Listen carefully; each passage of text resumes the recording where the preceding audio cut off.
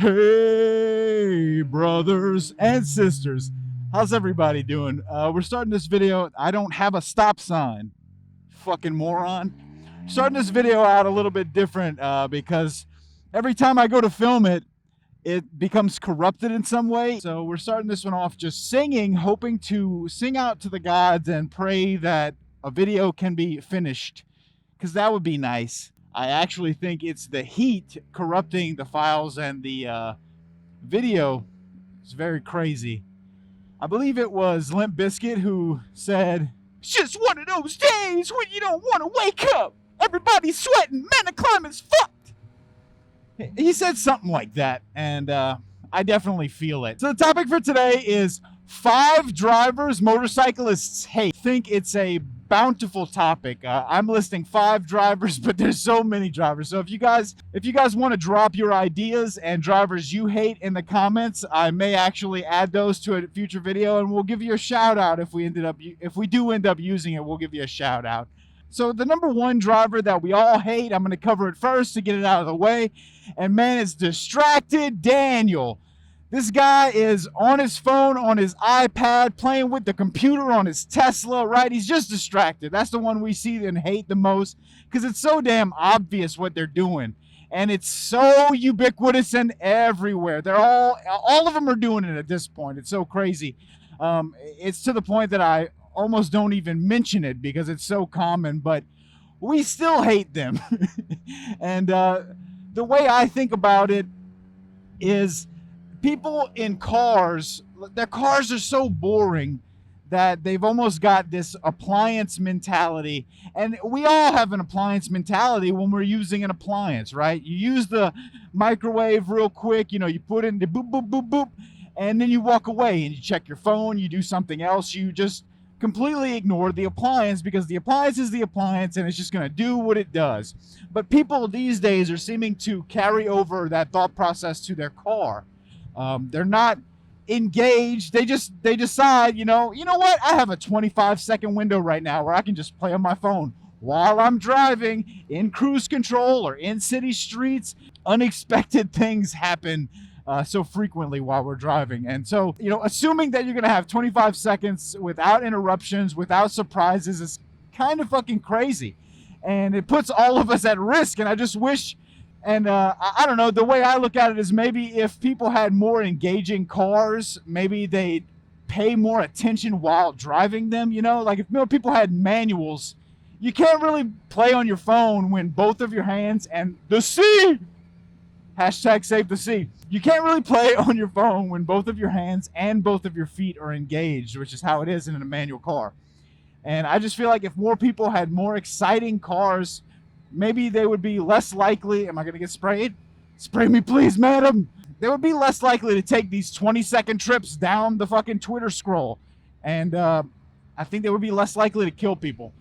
I had a friend... I just passed a music venue, Save the Sea. I had a friend who we used to see at that music venue. He used to play music and played a show one night in Baton Rouge. I'm sorry, he played a show one night, about an hour from here. Had a good show, took a bunch of pictures, posted everything to social media. And on his drive back, this is speculation. I don't know what happened, but he went, he didn't hit the brakes at all and went right into the back of a 18-wheeler. And so this appliance mentality can be dangerous. I mean, what you assume is that he was on the phone, right? And it's dangerous not only for motorcyclists, not only for the pedestrians, but it's dangerous for you. You can literally kill yourself as well as other people, ignoring what's going on, not driving while you're driving. So that's my solution. So my solution to Daniel is just get a more exciting car, man. Have a more engaging driving process, and so that you can enjoy yourself without necessarily harvesting all of your hearts and your little thumbs up notifications from these meaningless social media sites that have us totally addicted and slaves and zombies to our phones. There's a cop behind me. The second driver that motorcyclists hate is See Norris. This guy God damn it. Okay, so when we're driving as motorcyclists, we're watching people's front wheels, where they're aiming the vehicle, and we try to watch their head, right, which tells you where is their attention right now. So if a person's on the edge right here at a stop sign and they're looking the opposite direction, well, you're going to feel nervous. You're not going to feel very comfortable because well, this person doesn't see me. This person isn't paying attention. I don't exist to them. But the problem with no See Norris is he looks at you. Okay, you're like, maybe I registered, maybe I didn't. Okay, he looks the other way, he looks to his right, and then he looks to the left again where you are. You're coming at him, and it seems like he took notes from General Prescott when General Prescott said, "Don't fire until you see the whites of their eyes." And no See Norris seemed to take that and run with it while driving, because that's what he does. The guy is looking dead at you, waits until you're very close, and pulls right out in front of you and he can end your life, honestly. And it's like, what the fuck, dude? What are you looking at? Because I thought you were looking at me, and he's just seeing right through you, and he goes. And man, I hate this guy. This is one of the scariest people on the roadways because these people are looking without seeing. There's nothing more scary than that. What can you do? Will loud pipes change the fact that he can't see with his eyes? I don't know. There was a Fort 9 video that I ran into where he talks about pigeons and how, their eyes being on the side of their head mean that they don't always have the most accurate depth perception. I don't want to say, he said like stereopathy or something. It's basically both of your eyes in tandem let you know where the car is, at what speed they're coming at you, and you can use that information to judge, whether you can go, whether you can change lanes. And it's a common problem with pigeons that they've only got one eye on the target, and so they can't get an accurate representation of where it is. And this is true for humans as well.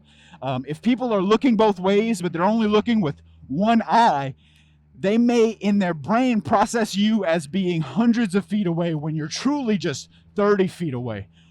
Hey, brother. And if they're not using both eyes, and if they don't have an accurate portrayal of where you are, if they think you're hundreds of feet away, they pull out as if you're hundreds of feet away, and nope, you're actually 30 feet away, and now you're 0 feet away and dead. And so to combat this, it's really easy. All you got to do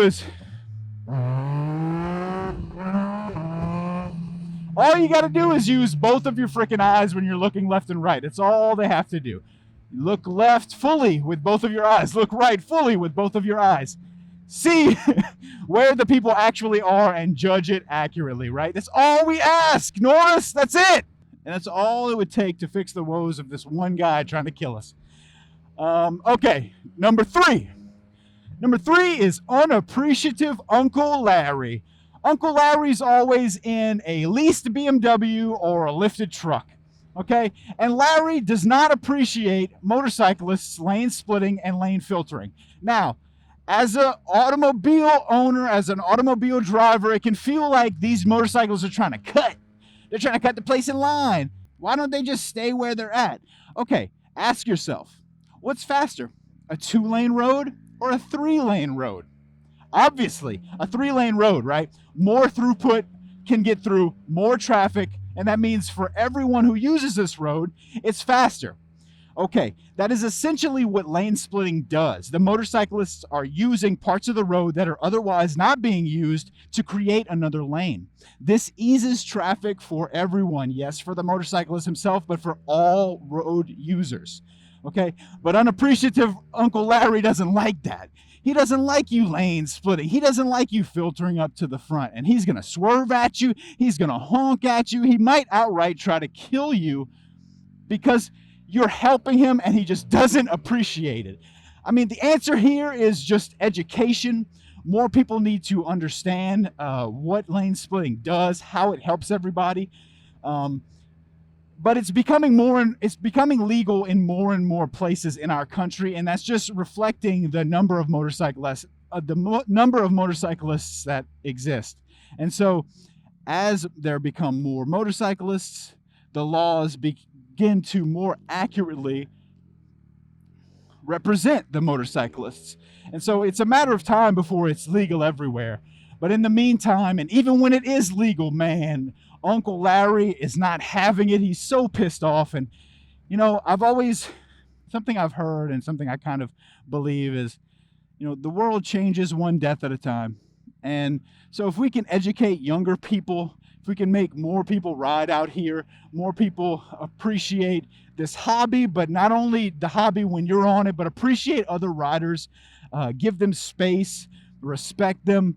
If we can do that, you know, eventually I think the Uncle Larrys are going to die off, or maybe convert to motorcycling. I don't know what it'll take, but people lane splitting and people lane filtering is for your benefit. It's for the benefit of everyone. The statistics show that less people get rear-ended and die on motorcycles when they can lane filter. And that's because you're protected by two cars on either side of you. So these drivers that are not paying attention, that are distracted, that run headlong into whatever's in front of them, if they hit the cars and you're between two cars, you're just safer. You're less likely to die. And there's statistics that this plays out in statistics, and that's why the laws are beginning to reflect that. You know, it's becoming more and more common to allow lane filtering, to legalize lane splitting. And it's because it helps everyone. It's to the benefit of all drivers. And, you know, I'm saying it, and I might sound like a broken record to some people, but more people need to hear this, guys. And if you disagree, you're simply wrong. That's that's the long and short of it. Educate yourself, man. Oh, maybe crack books sometime. Number 4 is probably, oh God, taking off in third. What an idiot. Number 4 is going to be everybody's favorite. And, simultaneously everybody's arch nemesis, and that's Ultima Drivers. Damn, bro, are they trying to kill us? Are they trying to kill themselves? What is the deal, bro? We get it. You bought the cheapest car in the lot. You don't need to do 170 in it. These guys you often see them, I mean, they're in the fast lane. If you're doing 25 over in the fast lane, there's an Altima behind you, still not happy, and he wants you to go more. I mean, you see these guys, they're a walking 400 credit score. Like, I get it, man. Like, I don't mean to income shame anybody. You know, everybody starts somewhere, and everybody has a different financial situation. I myself started in a beat to shit Toyota Corolla. So, you know, that thing was burning oil and making sounds, and I wasn't changing anything or keeping up with it. The head gasket failed, and I kept riding it for another 100,000 miles. So again, I'm not judging anybody for their current situation. Maybe you just needed a vehicle that could get you to and from the child support office. I get it. Like, do your thing, you know, get your life together. That's fine. But I mean, I just want you guys to show people that you can be better. I just know that you guys can be better, and I wish you would show that to everyone, because what I see is somebody doing 130 in a school zone, and that underbody panel, bro, is just losing its mind. Like, please help me, sir.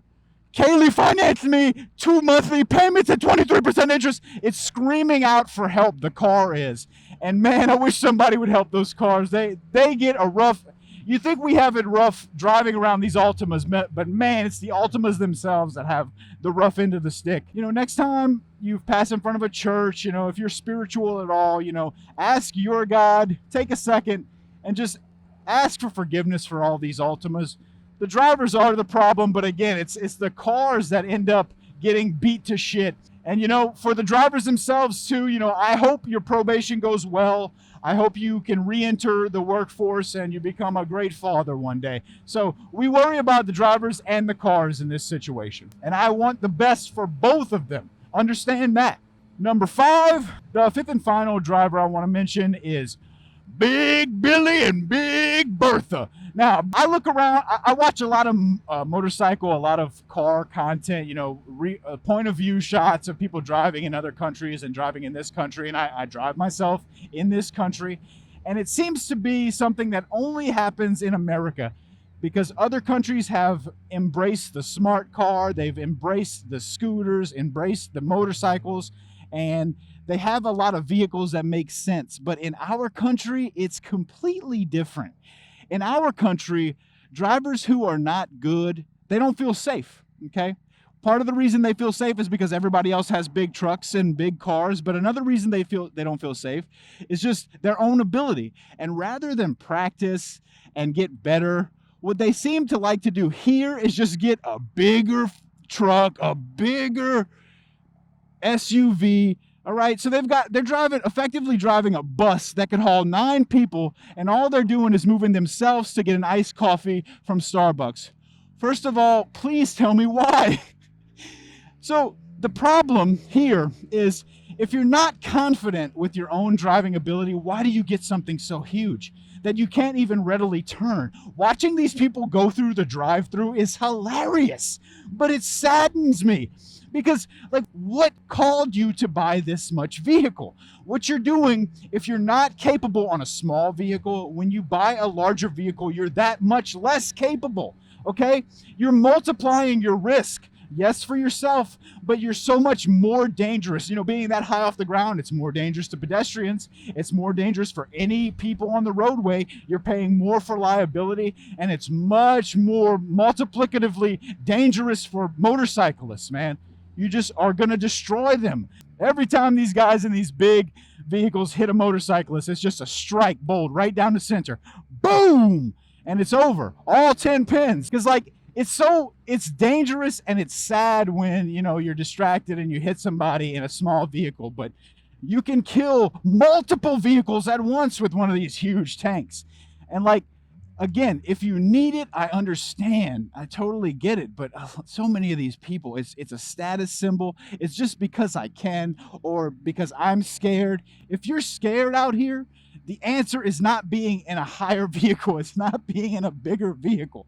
Invest in your own ability. You know, pay attention, practice. This will serve you better than driving a monster truck on city streets. Trust me, it will. And it'll serve all of us too. God damn, I hate seeing this shit. And I live in the South, so it's much more common. What do they call them? Bro-dozers, I think, is a common thing. There's different names for them. A show truck. My coworker was building one. That's what he called it, a show truck. Slow as hell, big as hell, dangerous as hell, expensive as hell. It's just everything. I get it. It's super American. You know, you have your freedom, do your thing. I ain't telling you what to do, but man, you're going to kill somebody. And they do. So guys, you know, I'm gonna try to cut it here. I don't know if this video has worked. This is my 4th time trying to make this video. I've had technical difficulty after technical difficulty. Praying that this works out and I can get home and have actual footage to edit. That would be sick. So I'm sorry that there's been such a gap between videos, and hopefully this won't happen again. But this heat, it's not just killing me, it's not just killing the bike, it's killing my audio recorder, it's killing my cameras. So it is what it is, guys. But I really appreciate you. Again, if you guys have any ideas for drivers that you hate, drop those in the comments. If you haven't subscribed already, please consider subscribing. I love you so much. Thank you so much for watching. I hope you have a great rest of your day. Later, y'all. Something about this weather, something about this heat brings a cowboy right out of me. I just wanted to take a second, appeal to your inner goodness, ask you guys to subscribe to my channel. All it takes for you, simple click. Go find that little red button right yonder, hit that red button. Make that red button change colors for me. It means the world to me. I've always known the struggle. Been subsisting for years on a constant diet of wheat, pasta, and ramen noodles. And if you could go down there and hit that subscribe button, I might be able to upgrade some of that wheat pasta to that good Durham wheat. And that's all possible with the grace of God and with your little click on that red button for me. So go ahead and do it. And I did want to take the next 20 seconds to address a problem I'm seeing. Now they're calling it inflation. But what I've noticed, a block of ramen noodles used to be 20 cents 2 years ago. Now here, present day, we're looking at 36 cents. Now, I'm not familiar with that fancy math with the numbers and the letters, but that's almost double. And that ain't inflation. That's corporate greed. Now let me talk directly to you, Big Noodle. I know when someone's trying to pull the wool over my eyes. I think you're getting too big for your britches. Now, if you want to see a violent uprising with people who own pitchforks, people who know how to make a Molotov cocktail at the front door of your very manufacturing facilities in your very fields, you go ahead and keep raising that price of that ramen noodles. Because we're watching, and we don't forgive, and we don't forget. As for the rest of you, who've already hit that button, thinking about hitting that button, I want you to know, once you hit that button, we're like family. I'd fight a baby bobby calf for each and every one of you. Thank you so much.